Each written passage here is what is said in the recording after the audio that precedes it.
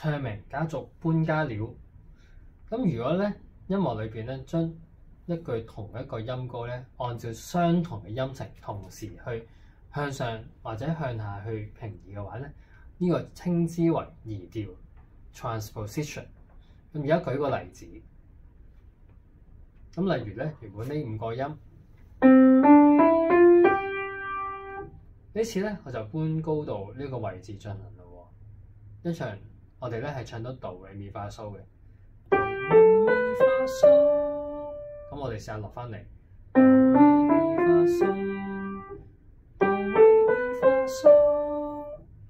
咁我哋嘅唱名咧係一樣，但係咧我哋搬咗喺唔同嘅琴鍵開始，所以聽起嚟咧個感覺都有啲唔同嘅喎。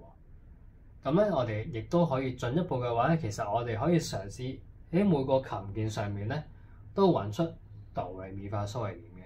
就例如我哋試一試高一級，即係由呢個開始啦。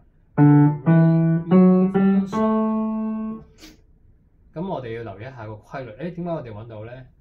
哆來咪發，咁啊咪同發原來好近，我哋要留意呢個規律。咁除此之外咧，其實咧我哋都係隔多一個琴鍵嘅。記住咪發係特別近，咪發嗦。咁如果我哋再移高一級又會點咧？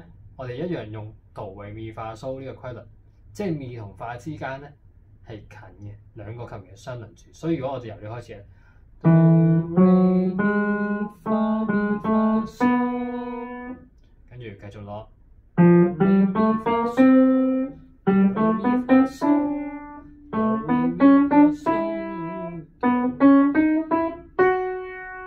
如此類推。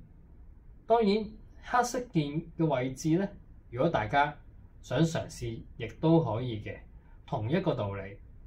咪發嗦，哆來咪發嗦，哆來咪發嗦，